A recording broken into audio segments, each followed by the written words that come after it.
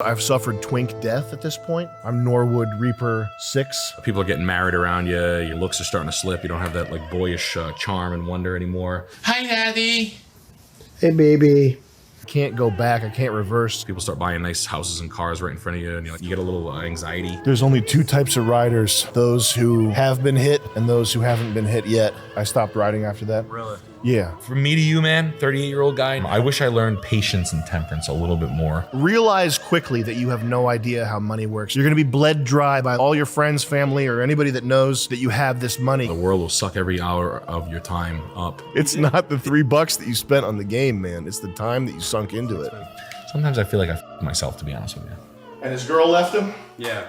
Good riddance.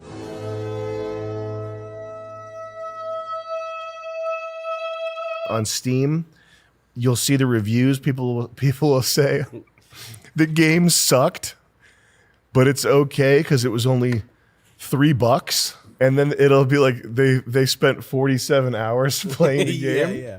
I just want to see how bad it was. Like the value of your time, even if you're an imbecile, like the terminal value of your time when you're in your 40s and you figured out and you know how to make money. Let's say even if you're an imbecile, $50 times 47. So you're really spending $2,300 on the game. Yeah, it's not the $3 that you spent on the game, man. It's the time that you sunk into it. Expensive game. This game sucks, but it's okay. It was only $3. Good thing I played it for a week straight. Finally got my life together and got a cush job, but then my girlfriend dumped me and my pop's mental health degraded so bad he can't work. It's scary thinking that your brain can betray you at any time, and sometimes I worry the grind is pointless. No, it's not pointless. That's why you have to insulate yourself with layers. That's what family's for. That's what a good woman's for. That's what saving your wealth is for. That's what building a family's for, your local, whatever. That's why that stuff is there, so you don't have to be swimming in the middle of the ocean. That's why you build that stuff if it's not there. And his girl left him? Yeah. Good riddance. What is the #1 secret entrepreneur technique on dealing with haters? You just don't read chat. Who cares? Who cares about haters? Just make sure what you're doing is good. Make sure none of the criticisms are valid. And if they are, try to fix it. Learning to not let stuff with your vibes. Externalize it, keep it out, build some walls. Have a little thing that you do when you get home. Sauna, prostitute. Just kidding. But sauna, make tea. All the fruitcake shit. Make some tea. All right? Hire a housekeeper, get your house cleaned once a week, whatever. Get your stuff stolen by a drugged out house cleaner. Build your walls there and protect your own sort of like mental balance, Like a lot of people, the way they survive is like 5 p.m., hard cutoff. You call them about work, they're like, I'll talk to you tomorrow. What do you call me for? I'm not working right now. That type of thing. Just figure out what you can do in your life to lower the stress. Make sure you eat clean. You might need to pay for meal prep or something. Don't eat out though. Don't eat because food will f you up good, and make sure you get good sleep too. But like self-care, it's not a joke. A lot of people, the people that are obsessed with self-care are fruitcakes because they got, who's got time to do all that shit. But you definitely do want to bring in whatever you can there that's usable.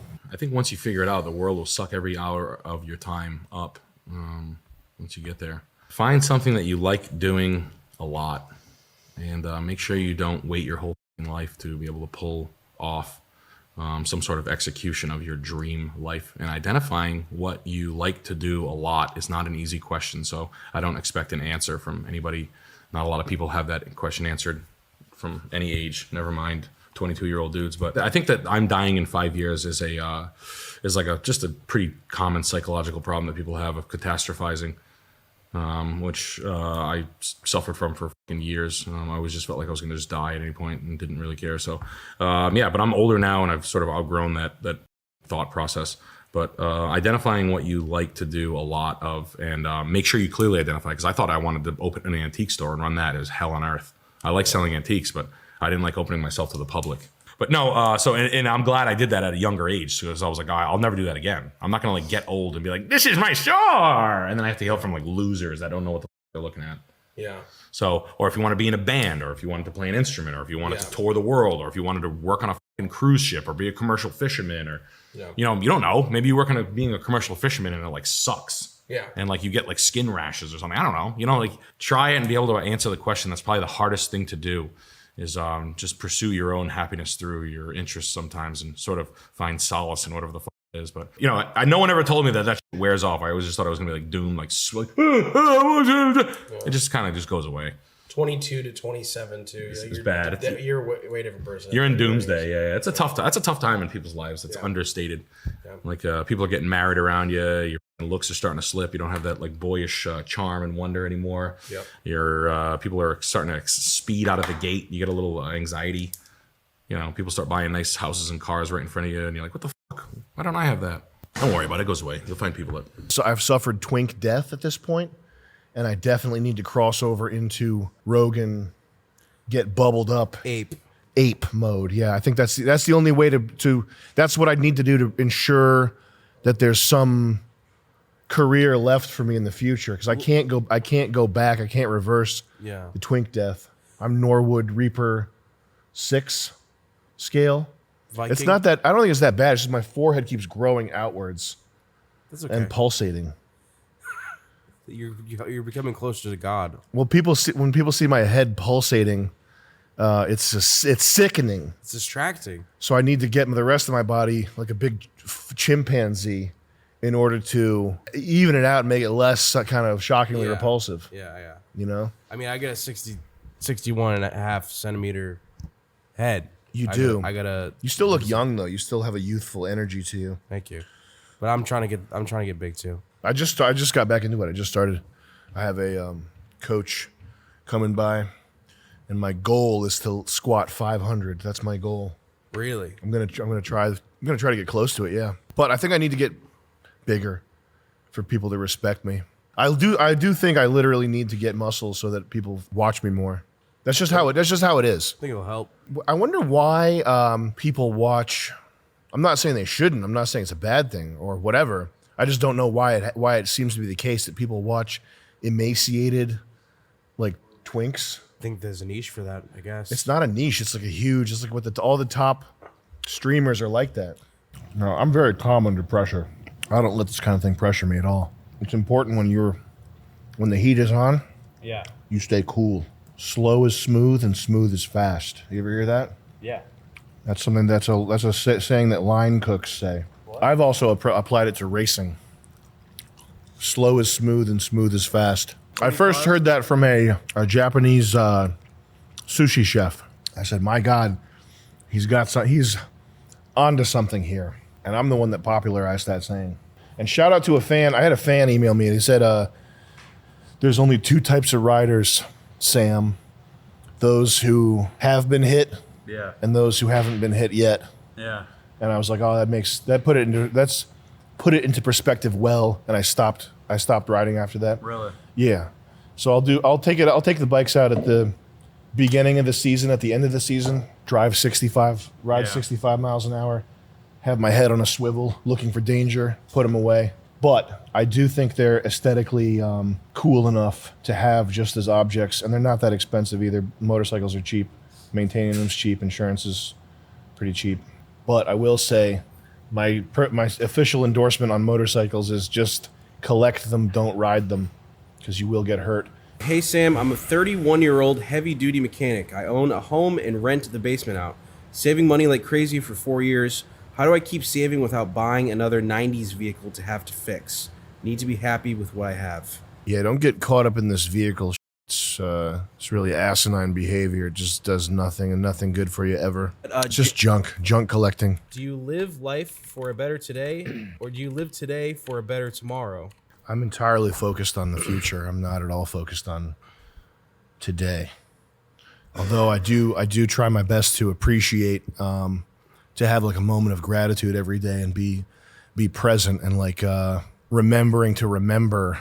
But I'm definitely a low time preference person. I've basically tanked my career for integrity and working on the outskirts as sort of an outsider, like intentionally, since like 2007. I'm very much focused on the end result and not the immediate surroundings, my man. From me to you, man, 38-year-old guy, keep yourself humble, man. Yeah. I wish I learned patience and temperance a little bit more at like 25, 7, 8, 9, 10. I always thought I had to be a million tomorrow. And I kept myself on a very strict schedule. And sometimes I feel like I f***ed myself, to be honest with you. Because I tried too much too soon. I spread myself so thin, I f***ed myself in the end. Overall, I'm fine. I'm happy. I'm very satisfied with where I am. But some things I wish I kind of didn't rely on that. Like, that's a million or else it's nothing. Yeah. Because I burned myself so deep that I'm a psychopath screaming at a laptop with his friend Chris. Yeah. You know, do I wish I was just a guy sitting around a country club planning on which $9 million house I was going to build next? Sure. You're not going to have it easy your whole life, because if you lose that money, you're going to feel like the world's greatest silly Billy. And losing money is actually pretty easy. And it's only 3.5 mil, so that could be lost. That's also true. You have a $1.5 million piece of property. You're going to have to pay for upkeep. You got property taxes on that. You're going to have to learn how to deal with property. You have $3.5 million cash. That's not enough. That's not enough to be cool forever.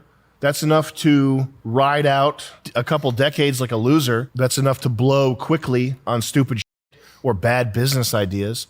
Hanging on to money, keeping money is very difficult, and it's a totally different mindset from making money. Find somebody that's like I don't want to say trustworthy, because you go on YouTube and it's like everybody appears to be trustworthy. But just, man, that's tough. Realize quickly that you have no idea how money works, and you have no idea what to do with this money. Anybody that comes to you with a business idea, like a lot of people, if anybody hears that you have millions of dollars cash, they're going to come to you with their business idea. Hey man, I got this idea. It's a startup. It's only 25,000. Like you're going to be bled dry. You're going to be bled dry by little pinpricks of 20,000 here, 35,000 here, 15,000 here. Like all your friends, family, or anybody that knows that you have this money coming to you and pitching you with shitty ideas, that they don't have money for, and they don't have money for it because they're stupid and they've never had money. But they swear to God it'll work. I swear to God this idea will work.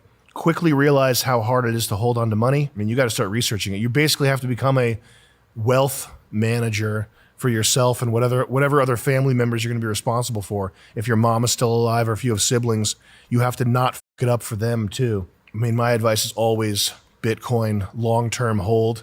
I'm also a big fan of irresponsibly chunking away money. Like if I get a large amount of money, I will buy all Bitcoin with that and continue to live like threadbare, like in trouble, in debt, etc. Like play pretend like I'm broke, that sort of thing. Like I am down to, after we buy the fish tank house, I'm going to be down to like probably 25,000, which sounds like more than it is. That's like 1 week's worth of operating costs. Like consistently being on the edge of not being broke because you have your money in storage somewhere, whether you think that Bitcoin's a good idea or a mutual fund or whatever, some more traditional thing that people do. But I like to irresponsibly save money. I think that's especially true if you suddenly come across an amount of money that's way larger than the scale at which you're used to dealing. 3.5 million cash, that sounds like a lot. That's the perfect amount of money to blow through in like 7 years. Like you can take 3.5 million and think that you're doing something smart, and 7 years later be broke and not have enough to cover the property tax or the upkeep on the $1.5 million house. So be careful.